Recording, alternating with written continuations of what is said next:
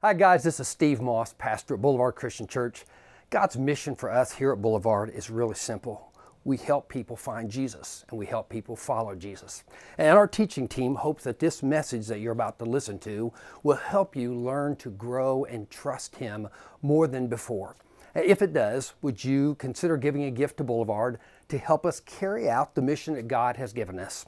Thanks. We hope your heart is fully open to what God has for you in this message today. I'm glad that you all are here this morning. I really am. You may or may not know it, but you are a delight to my heart. And you make what God has called me to do a pleasure. And I wish I had more time to go into that. Maybe someday soon I will, all right? If you're watching online, just really glad that you're here. And for both of you, whether you're online or watching, really our hope is that God has used the worship time, our worship time and celebration together to open your heart to what He has to say to you today. That's just real simply. We want you to hear what He has for you. So this funny thing happened last week during first service. I wasn't laughing about it then.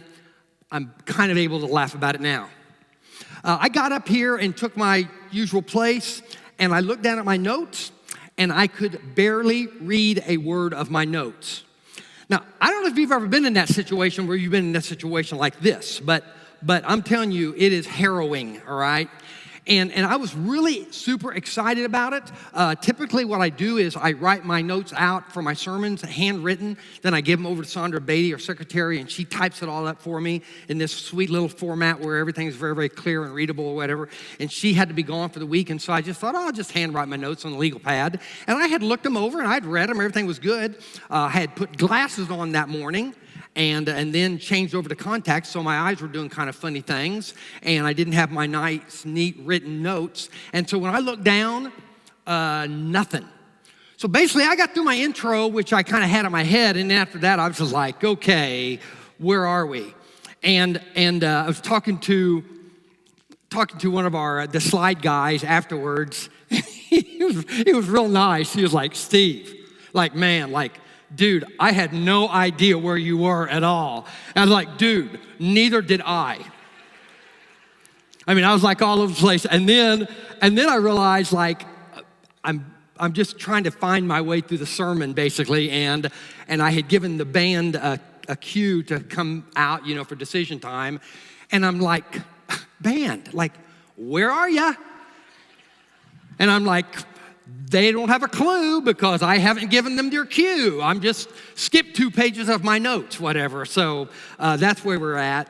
And the thing about it was I was really ready. I mean, I was like road ready last week. I was really excited. I was kind of confident about what God had placed in my heart and what I wanted to communicate to you all.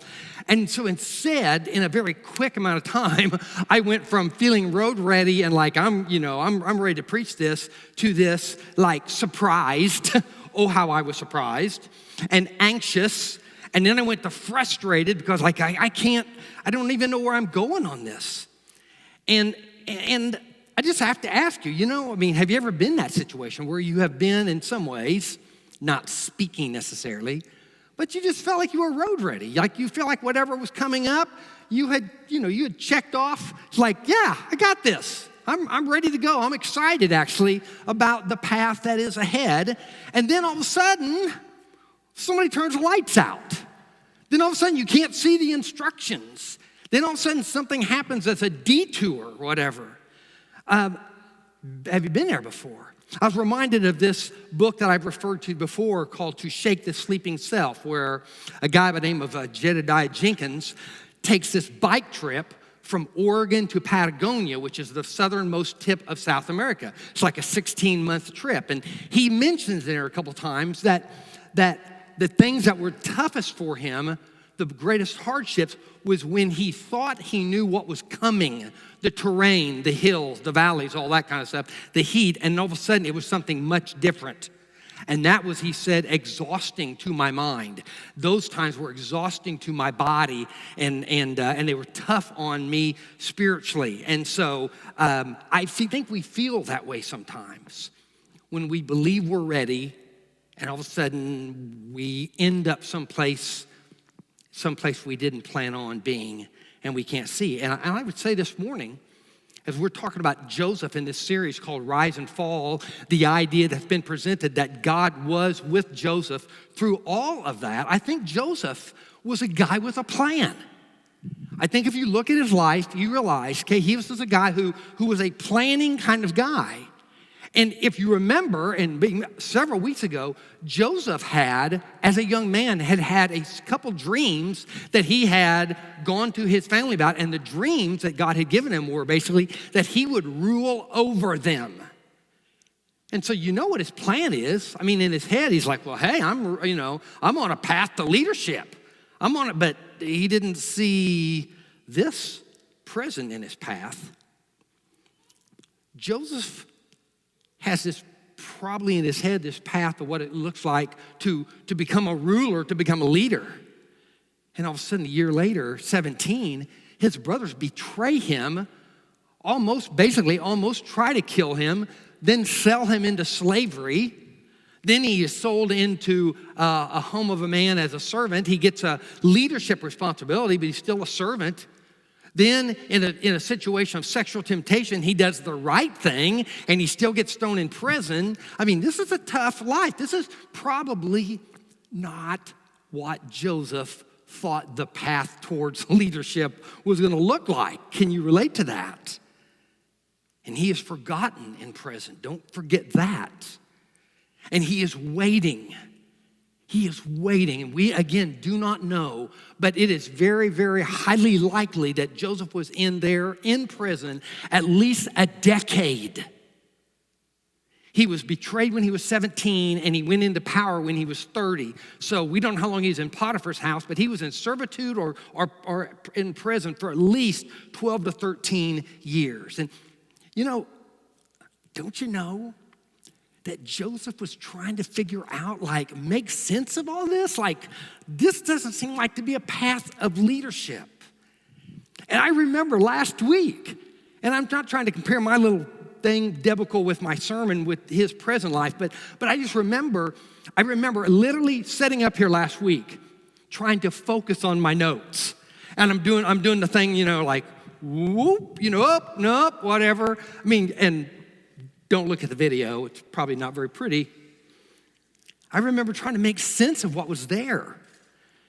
And for Joseph and for us, we're oftentimes in our life trying to look at what's going on around us, and we're trying to read it. We're trying to see God in it. And the irony of the whole thing last week actually is that I had written down this, what I would call a bottom line for my sermon, that I really wanted you guys to hear. I was like, okay, if you don't get anything else, take this one home. I forgot it. Well, I didn't forget it, I just couldn't read it. And so it's the irony is that because I missed something that was on my notes that God had for me, I was not able to pass that on to you. And I think there's some lessons there. So, I don't want to pass it up again. This is not from me. It's by from a guy by the name of Mark Batterson in a book called In a Pit with a Lion on a Snowy Day. No kidding, that's the name of the book. Here's what he says.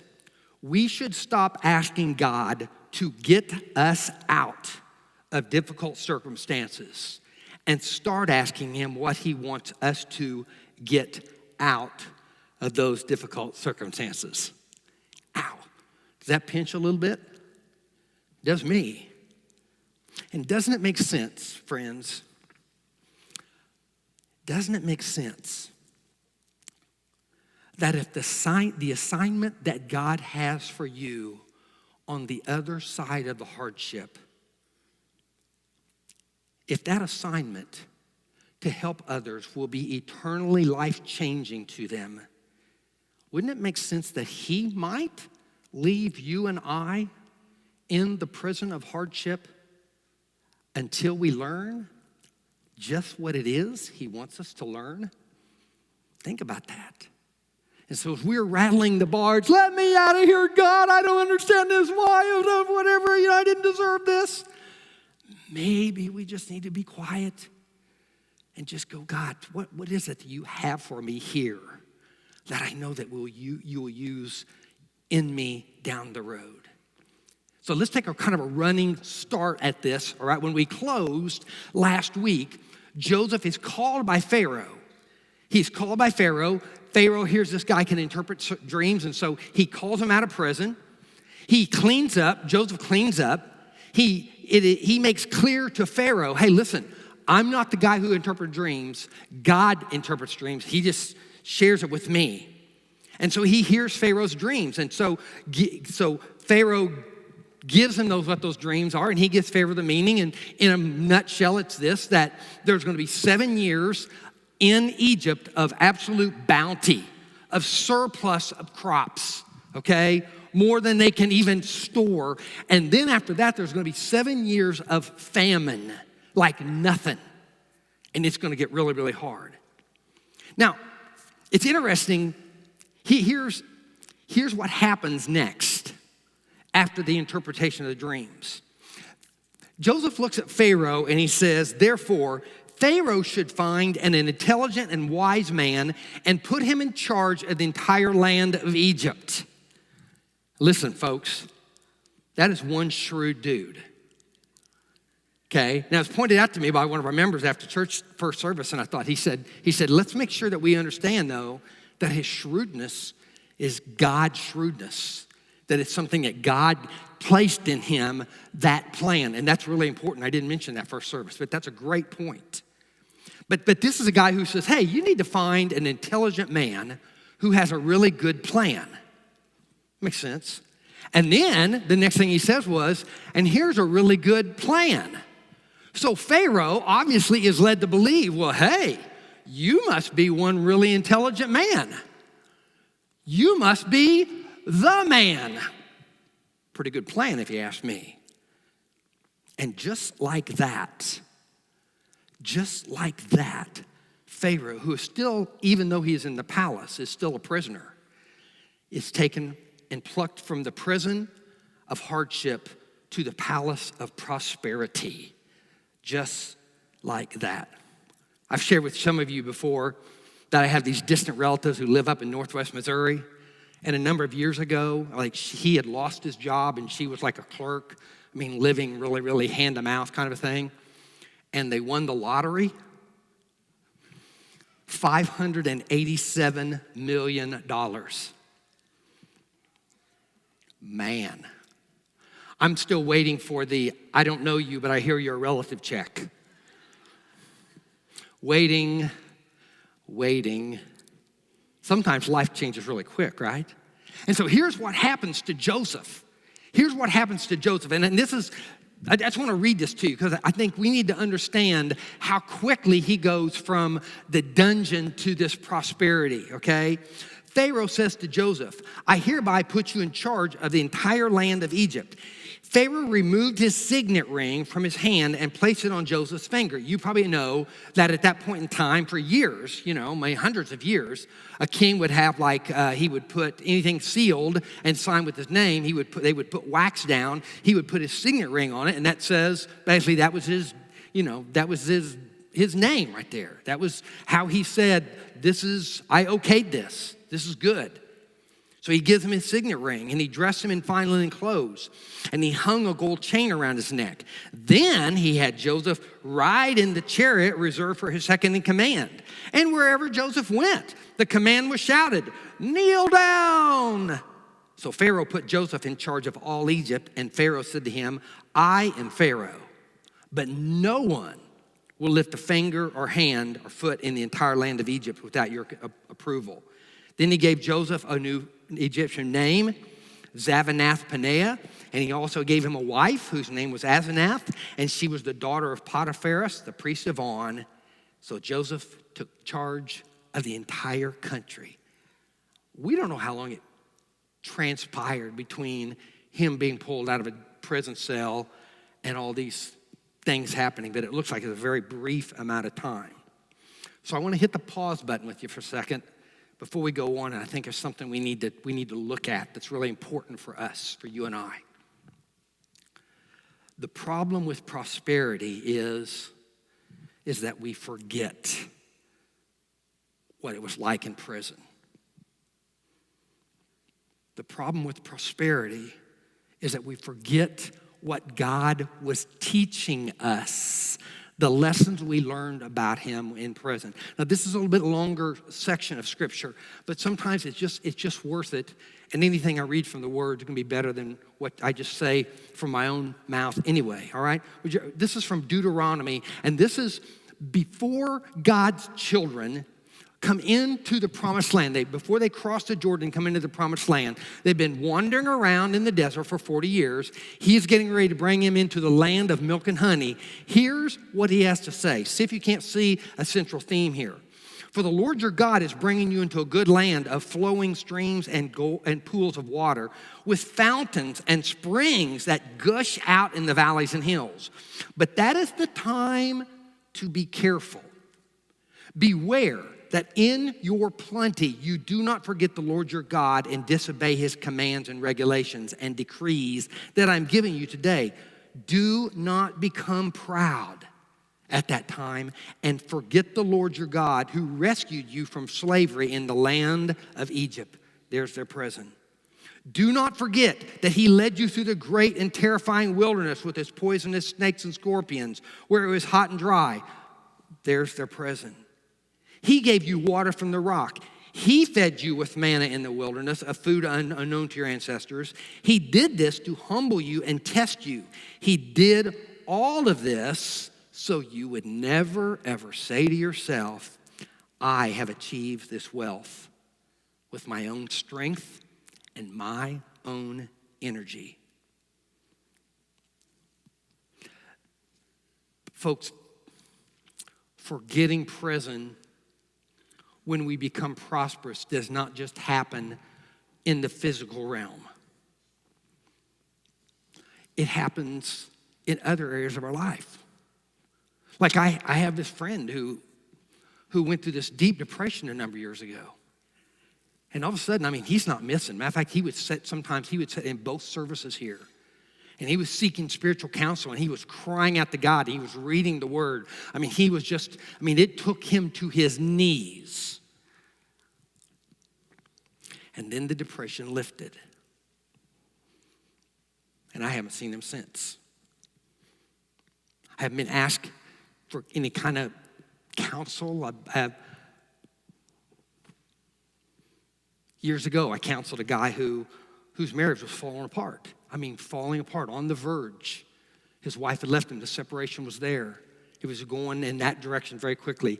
And he was crying out to God, and he was in the Word, and he was coming to me consistently, going, what do I do? What do I do? And he was digging in the Word, just trying to reap what God had for him. His prayer life changed. It always changes, right, in those times. And then, you know what happens? Things got good again. Things got healed. And he disappeared. The spiritual hunger was lost. He forgot. And folks, let me just say, we have a whole room of people here who haven't forgotten. And man, that's good. You're here because you haven't forgotten. And I want to just encourage you, don't forget that. It is our choice. Whether when God brings us to a place where he relieves the pressure, when he pulls us out of prison, whether we forget that or whether we remember it and take that on for what we are going to see God has for Joseph and for us. Well, there's a key right here, and I think it's a key even to the forgetting problem. And here's what the key is, okay? I would just call it what's in a name. During this time, before the first of the famine years, 2 sons were born to Joseph and his wife. That's the next thing. That's the next thing that happens is these children are born to him. Now, I don't know if you know my wife and I, we have 4 sons. And you know that when you get ready to have a child, sometimes even before you're pregnant, you're thinking about names, and then when you get ready to have that child at night, you're laying in bed, and you're looking through the book, and you're going, what about this name? What about this name? And you go through all those, you just do that because you want to find a name for your kid that's a really cool name, that will make him unique or her unique and something that's meaningful and stuff. And so that's something we pay a lot of attention to, most of us. So we had our oldest son, and our oldest son was named Drew. And so we had, and I can say this because this family's no longer in the church, not in a bad way. It's a little, I don't know, now I got to back up out of that one, don't I? This lady who said that has gone on to heaven, okay? All right. So she comes to my wife, who is now expecting child number 2, and she says to her one day in the nursery, so are you going to name this one an odd name like you named your other one? Try that on a new mother who's expecting again. Now, here's what you got to know. That lady who we loved dearly had named her son Fantley. Let me say it again. Fantley. He didn't even like, and if your name's Fantley, gosh, I'm sorry. He didn't even like his name.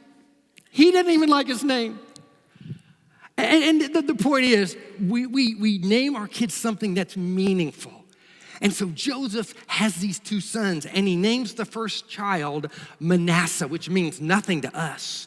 But in their language, in Hebrew, was this: God has made me forget all my troubles and everyone in my family. So let me just take a look at that really quick.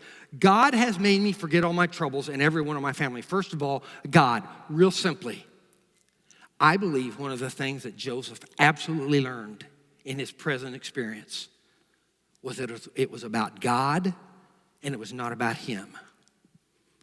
I think he had realized that God was with him in the depths of that prison dungeon. And that he was, as I tried to make a point last week, that he was not only present with him, but he was actually in the hardship, that in the hardship, God had things that he wanted Joseph to learn in the midst of that and from that hardship. And if you look at this, what has God done? This is amazing. I mean, if you're like wondering right now, if you're distracted, come back here for just a second if I can. God has made me forget all my troubles and everyone in my family. Now, who made Joseph forget? Say it. Did Joseph make himself forget? No. Do you think Joseph tried to make himself forget? I'm just going to answer that so you don't get it wrong. I think he did. I think there's times where probably Joseph was trying to make himself forget, and I'm just going to say maybe there's some kind of a spiritual battle where he finally just realized, God, I can't make myself forget. Will you help me to forget this? And I think that is natural for us. And when we have people, and maybe you've said this and I've said this, I just can't forgive. I just can't forget what happened to me. And we realize that that is true. That on our own and by ourselves and of our will, we cannot forgive fully. And we certainly cannot forget. But God, who is able to change mind and heart, is able to do that within us. And I don't believe that this forget means like, I have no memory of that. Yes, those were painful days when my brothers sold me into slavery. I guess somebody told me that happened to me. I don't remember it. I don't think that's the forgetting we're looking at. I think what he's talking about is this. I think there comes a place where God allows us to remember the event. Does it become pleasant? No. But I believe that if we will allow him to, God removes from us the pain that paralyzes us from going forward. Because pain keeps us, it paralyzes us, and we stay right there. And 10 years later, we're still in that same place.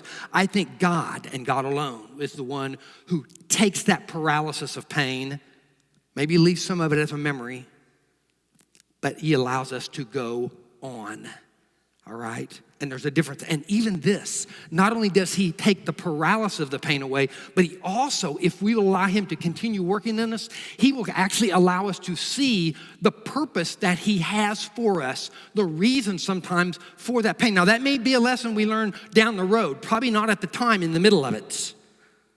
But if we are faithful to continue surrender to that, we have sang this song over and over and over to this month. This song, I should say, it has the line in it over and over and over. And I think in this situation, that means something, because I've very rarely ever seen a situation where something really drastically bad happened to you and I, to myself at least, and I could just say, I forgive you, and it's done. Most of the time, it is a process, and it is a process of us surrendering that painful moment, whether it was self-induced or induced by someone else, over to God over and over and over and over. So he names his first son, God has made me forget all my troubles and everyone in my family. And then he names his second son, Ephraim. God has made me fruitful in the land of my grief. Do you see how Manasseh is kind of his history? He's kind of pointing back. Here's where God was now in my history. I see that. But Ephraim is kind of his present and pointing forward. God has made me fruitful in the land of the grief. Again, real quickly, but very significant. Who did it? God. Whose strength? Whose power? Whose will? Whose mind? Whose success? Whose money? Whose? God's. God. God did it. And Joseph has learned in prison that God was with him in that, and now he has learning outside of prison that God is making him fruitful. And I got to tell you, I don't believe that he is just talking about physical prosperity here. I don't think he's just talking about bling and linen clothes and chariots and all that stuff. God has made me, look at all this. I think Joseph, in his recognition that God was with him in prison, is realizing now he is beginning to see that he is becoming a person of influence. How will he use that influence? How will God use the training that he has learned in prison now that he is out of prison? He has a chance to have a godly influence in a pagan nation. He has a chance on a purely physical to make sure that people, the entire country of Egypt, is fed. That's the kind of influence that he has. And I think he is saying, God, you made me fruitful. And I would just say, I think it's important that God allows us, even causes you and me to be broken to a place in our present of hardship that where we can do nothing to help ourselves, where we can do nothing to help ourselves or to help the situation. Why? So when it is resolved and the prison gates swing open and we walk out, we know 100% that it was God who did it, and nothing that we did out of our charm, strength, power, whatever. God did it. So we can declare with Joseph, God made me fruitful, and God was with me in prison, and God has made me forget the pain of my past. And sometimes that brokenness, my friends, sometimes it comes when there is a burden, when we say, I can't take it anymore. And God says, that's right. I've just been waiting for you to say that. Give it to me, child.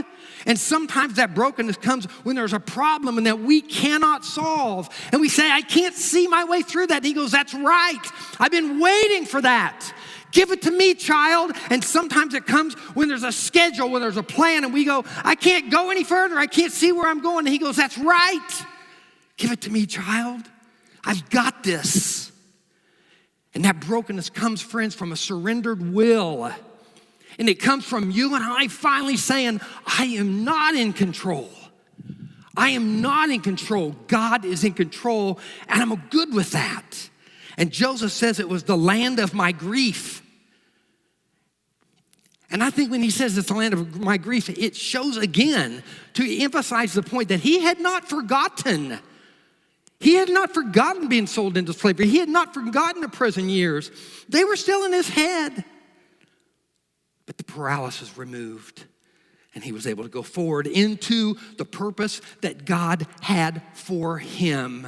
And folks, I would just tell you that the names that Joseph gives his sons are powerful evidence that he had learned the lessons that God had for him in prison.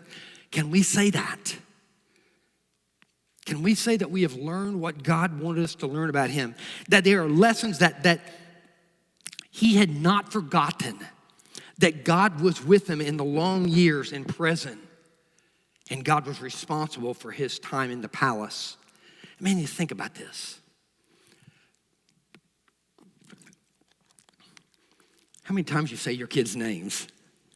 How many times, Mom, have you said your kids' names? Michael! No, I'm sorry. I don't know why I went to that. That wasn't in my notes.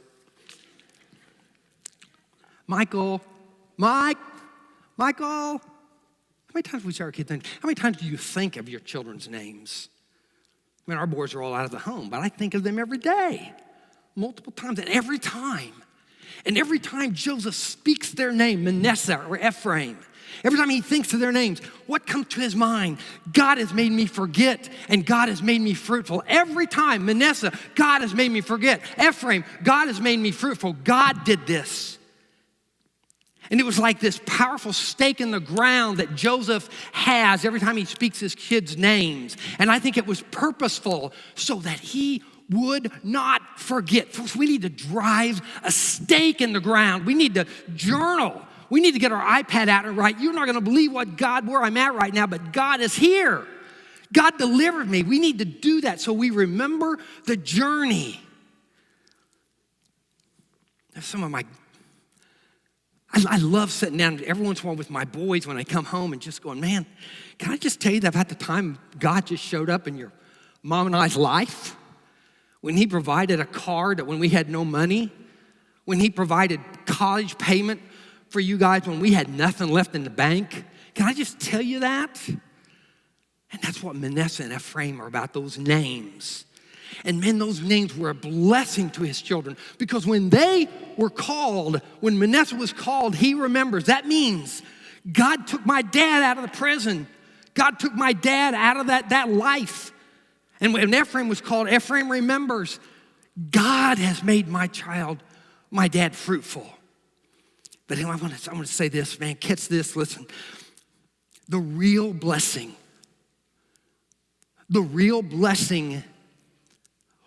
for Joseph's children was that they had a dad who had done the work necessary to not be tethered to his past, but was able to step into what God had for him because he had released the past to God.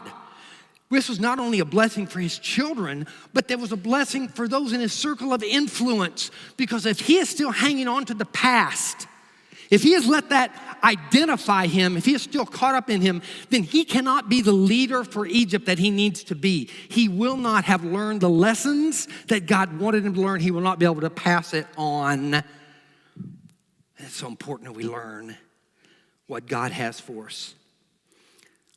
Joseph was able to step into the freedom of the roles that God had for him because he had gotten out of the difficult circumstances what God had for him to learn. Think about it.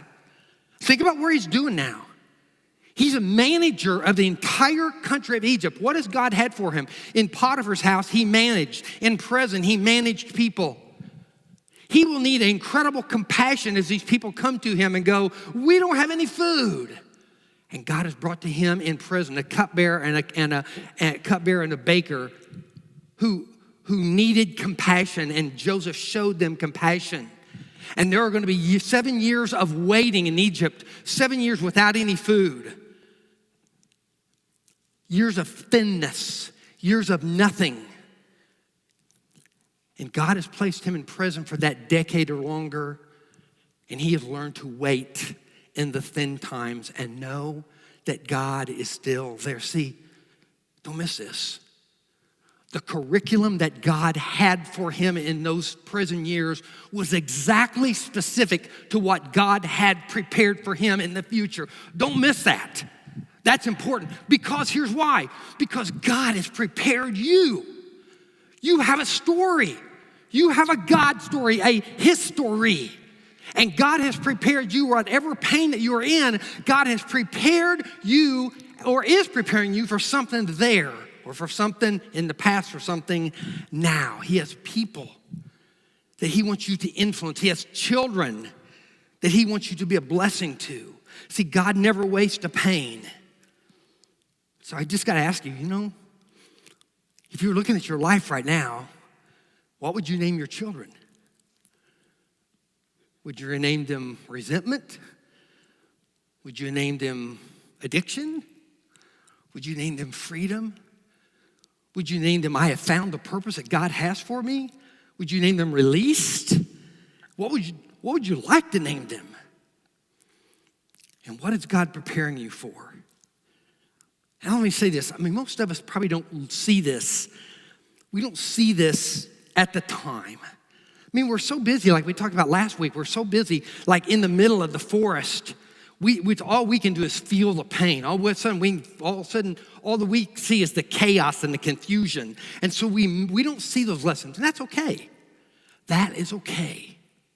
Sometimes someone from the outside can come in and go, hey, maybe God has a purpose for this. So, a couple weeks ago, I'm sitting with this friend named Tommy Craig, and Tommy is involved in our Celebrate Recovery, and he runs some of our online stuff on Sunday morning. And I've known Tommy for about 10 years, and the reason I know Tommy is because 10 years ago, when I was at the health department teaching a class on helping your kids get through divorce, his wife, Amy, came to me, and I had no idea who she was. And I had said, if you are going through this class but you don't want a divorce, check with me after class. I'd love to talk with you. And so she did. So we began to talk about the divorce that she did not want. And so I said, come see me and bring your husband. So I met Tommy that day. Tommy had been a vet. I would find out years later he was suffering PTSD, and he was doing some things to cover the pain, to mask it. He was dealing with some of the emotional, relational stuff that goes on, and it just wreaked havoc on their marriage, and they were just that close to signing the papers of divorce. There's other stuff going on in his life. He had some past generational issues there, We've eaten a lot of Mexican food the last 10 years, Tommy and I. A little bit of barbecue, talking about stuff, and talking through all that stuff in the past. And now he is beginning to step into leadership roles in our Celebrate Recovery. And I challenged him to another level of leadership just the other day. And I said, Tommy, do you see that what God has prepared you for, or what this in the future, he has been preparing you for the last 20 years? And I just went through close to divorce, your marriage unraveling, PTSD, some of the addictions that you had, some of the lies you believed, all those kind of things. Do you see? And he looked at me and said something I was not expecting. He said, Steve, I've never, ever thought about that before. And I said, well, friend, think about it.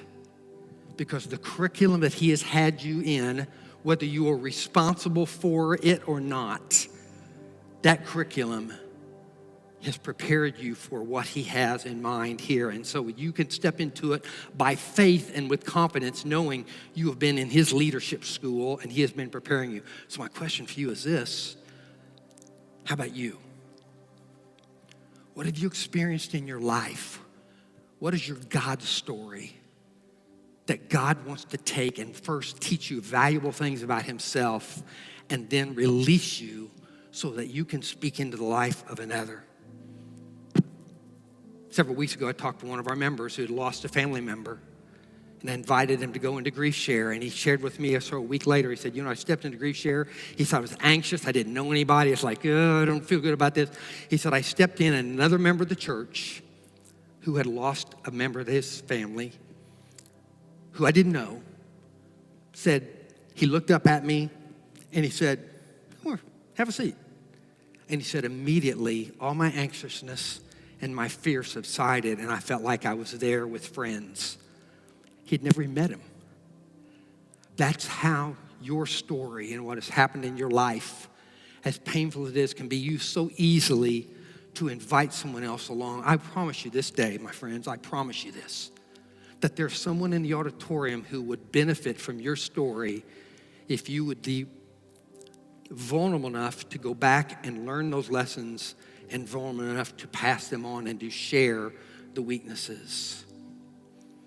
I promise that. And for us to accomplish our mission, we have to have that kind of vulnerability. We have to learn from the hardships what God has for us so that we can pass on those lessons about God to those behind us.